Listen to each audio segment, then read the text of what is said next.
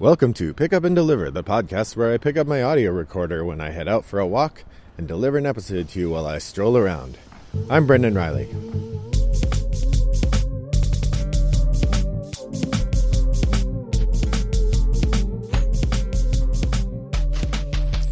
Well, good morning, dear listeners. Your faithful host and quarantine friend, Brendan Riley, here talking to you from another episode of Pick Up and Deliver.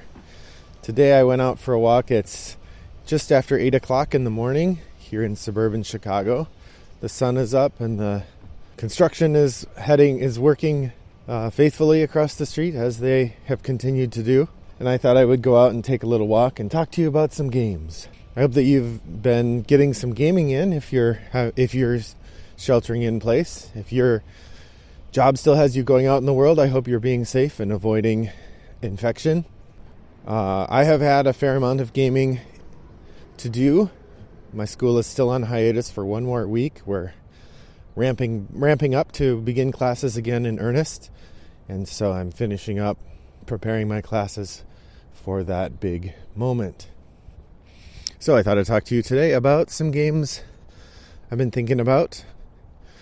We played a fair amount of Gloomhaven over the weekend, and in playing it, one of the things, we had my son, who has never played with us that game, in part because he doesn't have tolerance for long games, generally, has indicated some interest. He was sort of watching us play a little bit. So I said, maybe next time we play, you should sit with us from the beginning and see if you like it enough that you'd want to join in, because we could add you as a character. He's like, okay. So he sat with us. And basically what he discovered is he really likes being the monsters, which, the monsters are entirely without agency. The game dictates what they do.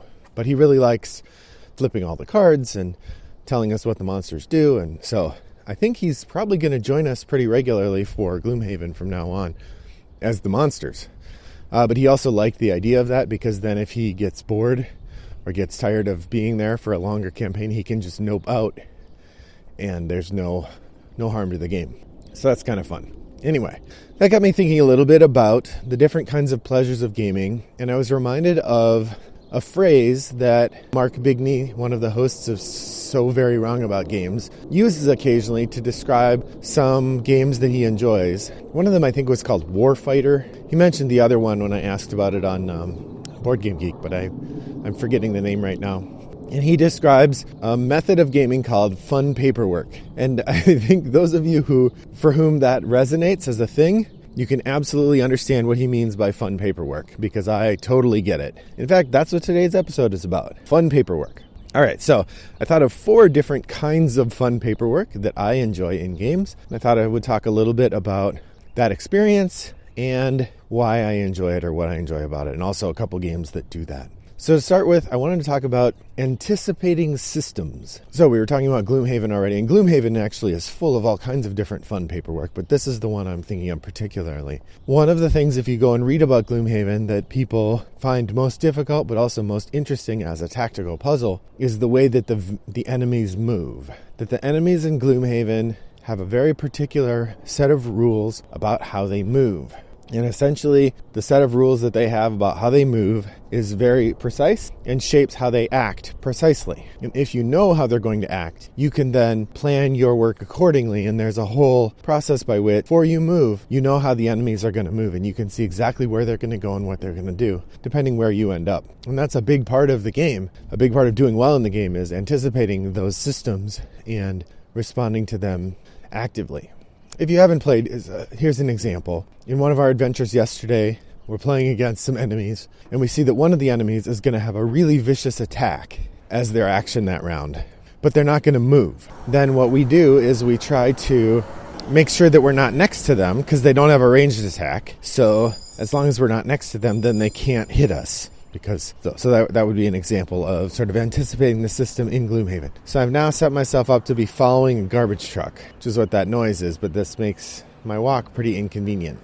All right, well, I don't want to stop talking for a block, so you'll just have to deal with the noise. So cooperative games work this way often, right? Part of the pleasure of pandemic is knowing, okay, the cards that we've shuffled and put back on the deck after the outbreak, those are cards that are going to come up again. Or Forbidden Island, for instance, I played this weekend. So recognizing how the systems work and anticipating them is one of the pleasures of this kind of game. So I'd say another game that is described using this language and really fits this model is Legends of Andor. Legends of Andor is, like Gloomhaven, a game with enemies that come on standees. And also, like Gloomhaven, has a very particular set of rules about how the enemies will move. Now, in terms of the things you do, you're a lot more limited in your choices. And Legends of Andor is a much simpler game than Gloomhaven. But in terms of the puzzle that you're trying to accomplish, Legends of Andor fits the same model very well. So, I think games that challenge you to anticipate systems are pretty interesting because this is a big part of what living in a modern society is about, right? That bureaucracy is a part of our daily life that interferes with us all the time, and often we feel like Kafka, trapped in systems we don't really have any control over and have trouble anticipating. So board games give us a situation in which the systems are well defined and we succeed by anticipating them. And that way it feels like a little bit of a sort of a metaphor for the kinds of life-affirming things that we can do. You know, if you time your visit right so the line at the Department of Motor Vehicles is very short, that feels like a victory. Or if you... what would be another one be? I don't know. Anyway, anticipating systems I find pretty pleasurable in Gloomhaven and Legends of Andor, and I would suggest you should too. All right, the second kind of fun paperwork that I really enjoy, and this part, I may be the only one who does, so maybe the rest of you are going to sort of chuckle at me. I really enjoy marching through steps. There's an element of some games that involves, often there's a phrase called upkeep, in which you have a list and you march through a series of steps that tell you to do things. And those steps are often the kinds of things that if your board game were a computer game, the computer would do for you. In fact, when you play a digital version of the game, that's one of the first things you notice is like, oh, it's so nice the computer does all this stuff for me. Working from our other example, in Gloomhaven, for instance, we often forget to make the magical elements move when they're supposed to. So that's the sort of thing that I'm talking about. One of the games that I most enjoy that has you march through steps on a regular basis is Anachrony. Anachrony is a worker placement game in which you are trying to save members of the big city from the oncoming destruction of a meteor or something. The narrative of the game is cohesive, but a little hard to explain quickly if you aren't already familiar with it. But one of the things is there's a fair amount of upkeep to do in between rounds, and so there's a little list of things that you do. And like a lot of good games that function in this way, the list of game phases is like 8 steps long, and only in one of those phases are you making any choices. So, or maybe 2 of them. So it'll be like upkeep, and then you have player actions, and that's where most of the game happens. But then after that you have do this, and then do this, and then do this. There's like a list you go through where you roll for anomalies, and you replace tokens, and you refill markets, and you sort of march through these steps of upkeep. And it's complex enough that you have to keep the list by you. I mean, maybe some people don't. I have to keep the list by me, or I will inevitably miss some steps, and we'll have to walk things back. Later, it'll be a big pain. So, I keep the list by me, and we proceed through the steps. I can't really explain it, but I find that part of the game really satisfying and fun. I enjoy marching through the steps of the upkeep list and adjusting the board for the next round. There's a pleasure in flipping over the tiles and seeing which new tiles are coming out. There's a pleasure in refilling the worker market and seeing, oh, these are the new workers available, and I have a manager available, and I didn't have one of those before. And it's fun looking at what the other people are doing. This is a part of most Mind Clash games. I should say most. I think they only have 3. Tricarion and Anachrony both do this pretty well. Cerebria does not, but Cerebria is a different kind of animal. The other game that I play often that does this really well is Through the Ages. Through the Ages, I mostly play online, so actually when I have to do it on paper in person, I have to work pretty hard to get it right because it's easy to forget stuff. But in Through the Ages, you are managing your civilization, you're adding cards to it and whatnot, and at the end of your turn, you have to walk through like these 6 steps to you produce goods, and then you check, or you, I think you feed your workers, and then you check for corruption, and then you produce goods, and then you do these bunch of different things that happen based on how you've got your civilization set up. And it's, again, all stuff that's handled automatically, but it's all stuff that's handled automatically through scripted elements in the online versions, which is, admittedly, I understand why a lot of people like that better, because they feel like moving this stuff is a pain. The phrase that often gets used in this context is fiddly. Through the Ages is a fiddly game. You have to fiddle with all these components, moving them around here and there, and it's a pain. Nonetheless, Through the Ages is a game I really enjoy, in part because of the mechanism or the part of the game that involves moving through steps, marching through steps. That is fun paperwork for me. The third one, I think this one fits everybody, but I would consider it fun paperwork, and that is running the algorithm to generate stuff. So one of the things I really like about engine builders and economic games, and in particular some engine builders and economic games, is that often they have a moment where you get more stuff. And the stuff you get is based on the stuff you already did. So it's a sort of in-game reward for your own success. The 2 games I can think of that do this best are the ones I'm going to talk about here. The first is Underwater Cities. Now, Underwater Cities I've talked about quite a bit. It's a game I enjoy a lot. I really like the way that the cards interplay with the stuff you're building on the board. I really like the choices we've made. You can go listen to my top 50 list. I think it's number 8 or something on my top 50. It's pretty high. But one of the things I really enjoy about it that I think of as fun paperwork is the production phase. So 3 times during the game, at a quarter, half, and or at a third, 2/3, and the end of the game, you run your whole city through its production phase. You generate a whole bunch of resources as you go along, and you have to feed your workers, and you have to sort of go through these steps where all of your stuff generates things, and you have to pay things, and you move things around. And at the end, you have this big pile of resources that you didn't have at the beginning. And the rhythm of the game is such that when you are first playing, you're spending cards in order to increase the number of resources that you have, but you're also spending your resources while you're doing so. And getting to those production phases and having a turn where you precisely manage to spend things in just the right arrangement so that all of your buildings or whatever came together right before the production phase. And then you get to, in the production phase, get a whole bunch of stuff. That is super satisfying. It's really fun to finish that production phase, march through those steps, and then you have a big pile of stuff on your board. I find that super satisfying and one of the more fun parts of the game. It also sort of opens up the vista. It gives the game a rhythm. You have in the beginning of the game 4 rounds to build stuff, and then you get an influx of resources that you can use. Then you have 3 rounds during which you're spending those resources, and then you have another influx, hopefully more because you've been spending those efficiently, and then another 3 rounds to build stuff. So really pretty satisfying. Underwater Cities. The other game I want to point to that feels that way is Everdell. Everdell is a weird mystery of a game.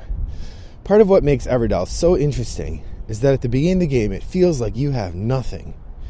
You have a couple cards in hand. You have two workers at the beginning of the game. And maybe 3. You have 2. And in your first couple turns, maybe you'll get a couple workers out. Maybe you'll get one building out. You're going to get hardly anything done. And then at the end of the round, any buildings that you have the green plant icon are going to produce again. But then, 2 more rounds in, which is many, many turns. If you haven't played Everdell, it's hard to explain. Maybe I'll do a deep dive at some point. But when you get to the beginning of autumn, you get 6 workers back. And then every one of your green buildings produces again. And holy cow, it feels like a cornucopia. And at the beginning of the game, every game I've played of it, and I think I'm at 5 plays now, maybe 6. At the beginning of the game, the first couple turns, I feel like, how can I possibly get my engine going? I have nothing. And then at the end of the game, you're like, why was I so dumb to buy those buildings or those critters? Because now I'm out of room. Because you only get to build 15, you can only get 15 things. And there aren't very many different things that get rid of stuff. There are a couple, but not many. And so balancing the engine of getting things with the attempt to fill up your system, or with balancing the engine of getting things early and buying things that ultimately won't help you that much, and getting to the end and having lots of resources and not very many points. It's one of the really interesting elements. But Everdell, when you start that 4th season and you get 6 workers back and a giant pile of resources if you've been building a lot of green things, it feels pretty monumental and really a nice way for the game to enter its final phase.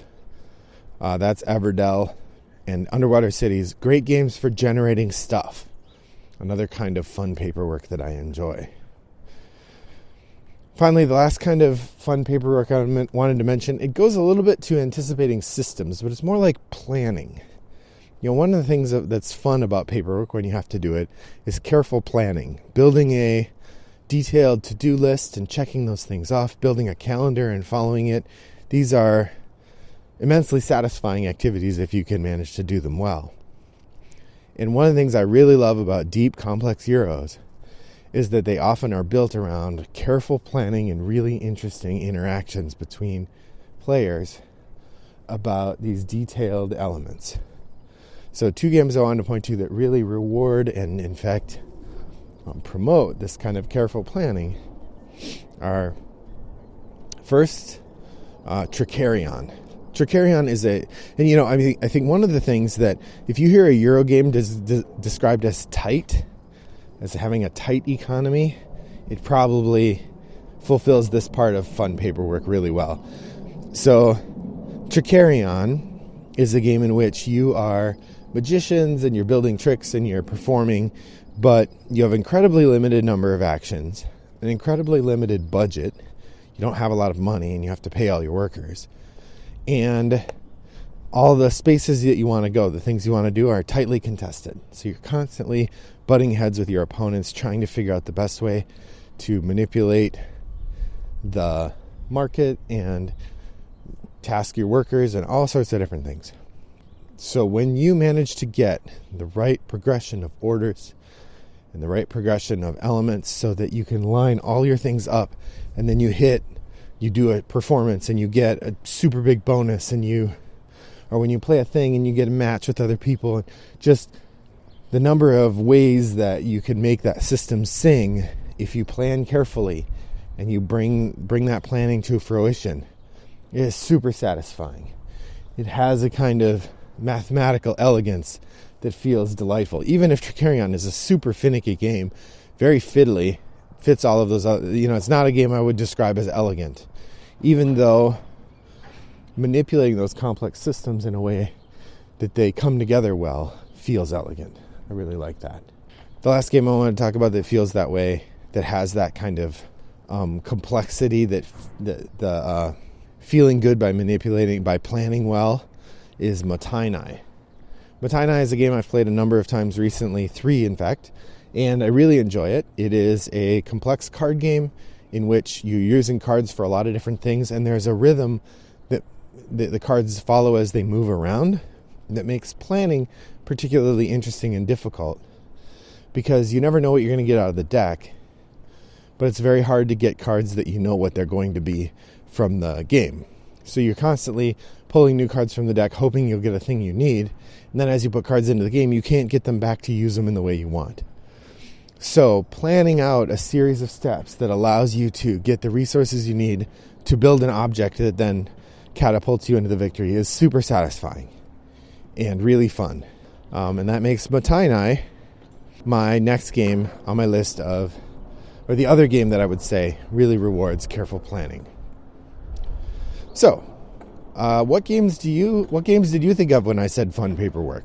Or are you one of the people who doesn't like the paperwork element of a game? You would far prefer games that have less of this kind of upkeep or less of this kind of work. Or maybe you feel like fun paperwork is a different thing than what I'm talking about. What elements did I miss, or which elements do you disagree with? All of those things you can let me know in the Pick Up and Deliver Guild over on Board Game Geek, number 3269. Or you can email me, Brendan at Rattlebox or come by Twitter at Rattlebox and talk to me there. Well, it's just about time for me to sign off, but I wanted to share something. My design partner and I, Rob, we're working on this thing. It's a return to a thing we did a long time ago called the March Mayhem Board Game Throwdown. So the idea is that we made a bracket of 32 of the best board games on Board Game Geek, and now what we're doing is pitting them against one another to see which game is better, and the decider is voters on Twitter. If you have a chance to take a listen, please do.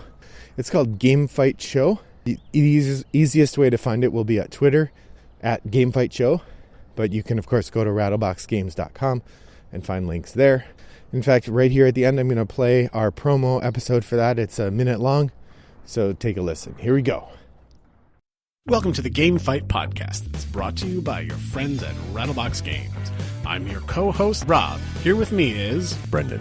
Why are we here today, Rob? It's March in America, and every red-blooded board gamer out there wants to keep their eyes on the brackets. That's right, we're going mad. One might say, to coin a phrase, we're experiencing a little March madness. If one wanted to get sued, one might. We're running a tournament between 32 of the hottest games out there. Mm-hmm. Every day, there's voting between one game and another.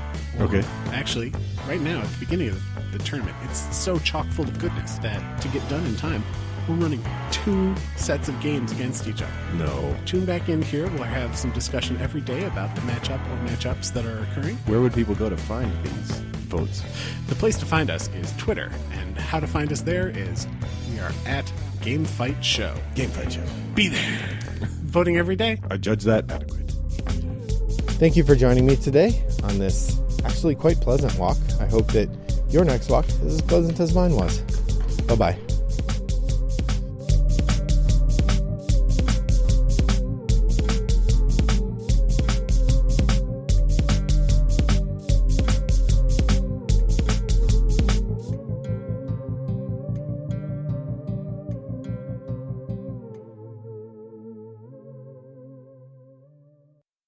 Brought to you by Rattlebox Games.